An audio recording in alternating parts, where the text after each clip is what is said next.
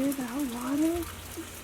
This thrifted train track kind of fits perfectly on my coffee table. Okay, these are the week. These are the week. These are the week. I just wanted to show off my art here that we used for school. One day I'll do like a homeschool video where I kind of go over what we actually use right now, since we're kind of curriculum free at the moment. So this is the moment where Joseph's brothers threw him into the pit and sold him into slavery. And I mentioned down here that Joseph remembered, you know, that those were his brothers. Obviously he recognizes them and they don't recognize him. And I said, and remember, were his brothers mean to him? And then she's like, yeah. And I said, so what does Joseph do? What do you think he does? Is he nice to them or is he mean? And she goes, he hits them. So I can know Joseph forgave them. It was funny. It had to be there. So as you saw, it's pretty gross out. I was planning on running some errands with the girls. I might still try to. It actually looks like there's a small break in the rain right now, but I was going to attempt a frozen yogurt bark because, like I mentioned with my coffee table, yogurt, just as great of a snack as it is messy. And I've thought, you know, it'd be nice to have it almost in like a solid form, you know, and we don't buy the pouches or the squeezable things because usually they're not like real yogurt, first of all, but also too, they're just overpriced for way less yogurt, more plastics and packaging and all of that, and it's just a better bang for your buck to get a bigger tub of it at Aldi. So I'm thinking I'm going to attempt that. I also want to make more a fresh loaf. I made sourdough English muffins last night. So I have a huge bag of these, and I've actually been experimenting with kind of my own recipe, half einkorn, half all-purpose, just regular white flour. And I think I've shared that I've been gluten-free since way before it was cool and like everyone was trying to be gluten-free for health reasons and everything. But if I ferment it long enough, and if I do it, you know, usually like half and half, I can tolerate that. And these have turned out so good. Like they're, let me get one out because you probably can't even see it that great. They're like, they have a good density to them, a good rise, and when they cut open, they're really airy and just very, very nice. That is a nice sounding bird. Do you hear that? That was so squirrel thumping. But I haven't heard any birds because it's been raining. So yeah, let's see if this yogurt turns out or not. So I put parchment paper in there to kind of just make it easier to just lift out afterwards, flatten it out, and then I'll chop it. And I did like a casserole dish like this width because, or depth, so I want it fairly thin. And again, this could be a total bust. I have no idea. I'm using just some organic whole milk yogurt.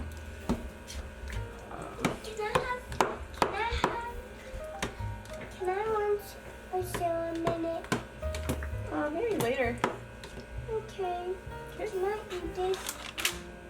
I don't think there's anything left on that. There's one last bite, so you can have that last bite. Yeah. I did. And then when you're done, you could put that plate in the dishwasher for me. Okay? So yeah, I guess I'll just do it like this, and I can't even have this, which is ironic. It's genuinely just for my kids. It's a little thick though. I think I'm gonna do less in case they want some still just regular. And I want it like thinner. So this will just be a trial run. And I think I'm gonna add some frozen blueberries onto it. Oh. Which is also, I don't know if you guys knew, like, an easy way to save on produce, like fresh fruit, because, or not fresh, I guess it's frozen, but although obviously fresh is great, like, a lot of these fruits aren't technically in season right now, but they're frozen at like their peak picked time is what I've heard. And so you know, in the winter time, like, fruit can go up in prices because it's not in season and it's usually shipped from somewhere really far. I love you. I love you too, baby. Kila's been just saying that recently. You know, I really love when you say, Mom, I have a question. And then she says, I love you. I hug Kristen. I love you. I love you too. You're so silly and cute and nice. I have a baby in your belly, and I have to hold it. You can hold it when they're born. Soon. But you got a few months to wait. Okay. So yeah, I think that is that. Well, let's put it in the freezer. So I told you about the sourdough English muffins and how they turned out well, half einkorn, half flour. I actually tried, I'm using a, I don't even want to say it. I'm using a kind of half made up, half AI tweaked recipe. So this is not a recipe that is out there on some food blog that's tried and true. And so I tried actually to make a just regular like sourdough loaf, you know, half einkorn, half all-purpose flour, and I didn't account for the fact that einkorn, especially whole grain, so I pre-milled it, so I already have some out, but it's like whole grain einkorn, so it just acts very differently than regular flour in regards to moisture and fermentation and water and gluten and all of that. So I am no expert by any means whatsoever, especially because I have literally, I think, only done 1 or 2 loaves that have been all regular flour. Like, I've been either starting with all gluten-free flour or with all einkorn, and so none of my loaves look like your classic farmhouse on Boone, like, nice dome rise sourdough. But I'm pretty sure she has some einkorn recipes on there as well where you can see that they act different. You don't get as much of the bubble, like the air pockets inside, and it just doesn't rise the same. Sorry, I'm so out of breath because I'm pregnant. But so taking all of that into account, I'm gonna see if I can just watch it a lot quicker or a lot more intentionally this time, because I think it was just overproofed. So I let it rise too long, and it just didn't rise. I love you. I love you too. You know, you just burped, so you need to say something. Excuse me. Oh, I love you. you're excused. I love you too. So it ended up like the flavor is good, but it didn't rise. So it's like flat, literally. So yeah, I want to see if I can get one to actually like ferment and proof and all of that the right way so that it can actually rise nicely, hopefully. So I'm going to show you all of that. So I want to share with you a little bit about a lesson that God has been putting on my heart quite a bit in my motherhood experience recently, and that is lowering my expectations, which might sound a little controversial. I'm saying it in a way that's not in a giving up kind of way though, but rather in a surrendering to peace kind of way. And if I'm being totally honest, this day that I recorded was a real-time example of that, and that process of lowering my expectations and surrendering to peace was occurring from morning till night. Just surrendering my plans and my expectations to whatever God actually had for my day. Because, as I mentioned, I wanted to run errands, I wanted to get out of the house and feel productive, but the rain changed everything. And honestly, even before I just kind of gave up because of the rain, I was noticing that the kids were just kind of moving really slow. They genuinely, like when I said we're getting ready to go, they were not feeling it. And I realized I just kind of felt like I was forcing my plan, and it did not feel peaceful, which is what I wanted. We had such a great holiday break, and we went to my in-laws and saw all of that side of the family, and there's so many cousins, and it was so fun. And we packed that time with a simultaneous round of just going out and having fun. And then my in-laws have a great property, and so when the kids are together, it's just so much fun. And I think, to be honest, coming back, I think my kids just really needed some time to just get back into the flow of being home. And I watched them just kind of struggle, and I just decided, you know what, I would rather have a peaceful day than try and force all of these plans that I have. And so I just decided we're going to stay home. And I'm learning to see that there are many ways, many times where God is doing this as a gentle way of forcing me to slow down. Because it's actually something that I've prayed for and I long for. I long for a slower, more peaceful life. I long for the ability to see God's presence throughout my day and the ability to connect with my kids. And I find that at times my expectations honestly get in my way. Like, for example, this day and the errands that I wanted to run, if I had let my expectation for that and the lack of me being able to do that really cause me to get stressed and disappointed, I would have really missed out on the wins of the day, which there were many, because it was really actually a very sweet thing that I was able to just notice things because I wasn't in a rush, because I wasn't in a hurry to get anywhere and get to multiple places and do certain things all in a certain timely manner so that I could get back and make lunch at this time and do this, that, and the other. And instead, I was able to just notice how cute my kids' hands were looking out the window at the rain.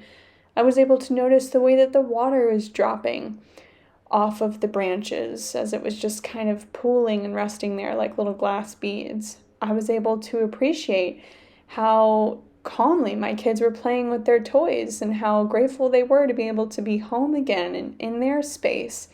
I was able to, like you see here, I was able to work on some recipes and make stuff with my hands, which is always something really, really restful and good for me. And I was even able to do some things that I've been praying for and really need the time and space to do.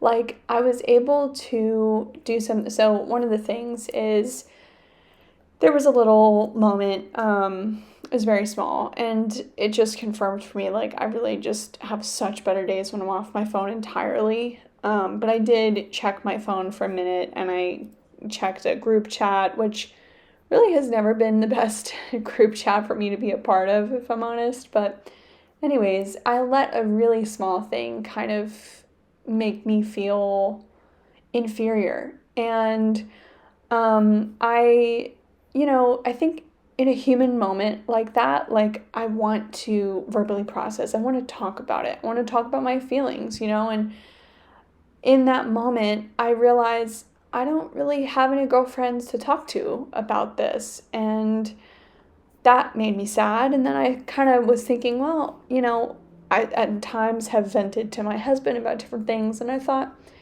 you know, I really could just go to Jesus directly. And it was a really sweet opportunity for me to be able to just have quiet time and actually talk and catch up in the middle of the day in a way that feeds my soul through writing, which I never really get to do because I usually get interrupted a ton.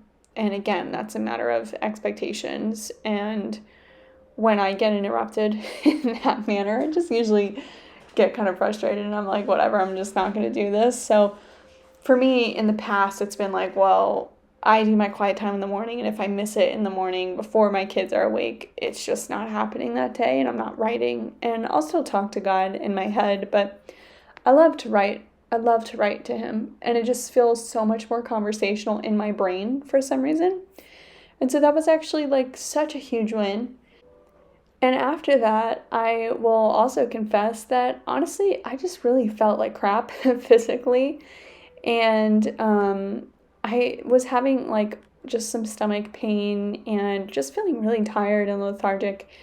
And I would say that the day overall was really good. Like I recognized these wins in real time. But one of the things that I was kind of continuously trying to revisit, a desire that I had, it wasn't like an expectation necessarily, but a desire I had from the morning, and I asked the girls multiple times throughout the day, was, are you ready to paint? Because I wanted to work on this Christmas craft with them. They had made some salt dough ornaments with my parents, and I really wanted to paint them and make them cute. And what I realized is that crafts are very, very hit or miss with us. We have had some success with crafts in the past, but again, my expectation of crafts with kids are just way too high. I've just come to that realization, especially for my age children. And I think it's something to just continuously pursue with lower expectations at this stage and look forward to some of the more complex things that I want to do with them when they're older. But I also think like a huge lesson that I've had even there is understanding that, okay, so maybe my expectation, my idea of quality time with my kids or even fun with my kids, this is a big one that has caused me personal frustration, but also kind of like it's humbled me in realizing, if I'm looking for quality time with my kids, I'm looking to connect with my kids, if I want to be having fun with my kids, I need to be a good learner of them. As much as I am their teacher, I am their authority and leader, I want to also be a safe place for them, and I want to be a place of fun and of learning and a place that they desire to go to. And so to be a good source of that, I need to learn how they are wired as well, and just be okay with realizing that maybe what I think is going to be super fun for them might not be, and being open to what is their idea of fun. And also realizing too, with the expectation, like I said, of age and season of life. My youngest is 1.5 and my oldest just turned 3. So no, like painting really cute crafts, if I'm being honest with myself, has never gone well because paint ends up in people's mouths, in their hair, on the furniture. And yes, it's washable paint, but it's still a pain in the butt. And I have found myself at times ruining moments that should be moments of connection because I'm getting hung up on how they're not doing it the way that I want. When instead, I could stop and be like, what is fun for you? And how can I visit you here? And so like this is a moment where I was washing the dishes and I went over and noticed just like how proud I was that my daughter is just playing, like she's exploring with her imagination in such a cool way. And this was a little family and it was just like a really cute thing. And so I've been trying to just, whether it's with crafts, whether it's with outings, like sometimes I've asked them, you want to go to the library? Do you want to go to the park? Do you want to do this? And they're like, no. And they want to sit and read books with me, and they want to be in the backyard. They want to be home and play with their toys. And no, I'm not going to have a day completely surrounded by them where it's just fun, just what they want to do, and there's no structure or learning to be flexible. But there is a level of like, I need to be flexible too. And I need to be looking out for what is quality for them. And so it was just like, even my last attempt, once my husband got home, I was like, maybe we'll do this craft together as a family, all 4 of us. We've not done something like that before. And we got the dinner table cleared and we're getting ready for the craft. And I asked my oldest, are you ready for our craft? And she just really wasn't interested. And I was still feeling so crummy. And so I just laid down. My back was killing me. I laid down on my bed. And their general rule of thumb is, like, previously I was doing a ton of laundry that day. And I was like, you're not allowed on my bed. Do not come on my bed. But I lowered the bar. And for that moment, we ended up, instead of doing the craft, we ended up having a family cuddle session on our big king-size bed. And it was such a cute and unexpected moment of quality time and connection. And it would only have happened if I was flexible. So my encouragement to you is to be open to the hit to your plans. Be open to your expectations falling flat. And be open to God taking over the day and ruining what you had in your mind as far as what the day was going to look like and giving you something better. And giving you something that is actually what you need. And so it doesn't have to be, this perfectly curated day that are going to be full of memories that are picture perfect. It's not always a checklist of accomplishments, but it's a slow, steady walk of faithfulness where lowering expectations isn't failure, it's wisdom. So if your day didn't look like the way you imagined, maybe that's okay. And maybe that's where Jesus is trying to meet you and show you that this is what motherhood is supposed to look like with him. And yeah, it's just maybe the most beautiful days are the ones that we didn't plan, but where we just surrender and slow down and let him set the pace. So I hope this encourages you. I hope that you find more peace in this process, in this practice of being flexible and lowering your expectations and just letting God take the reign, because I think at our core as Christian moms, that's what we want.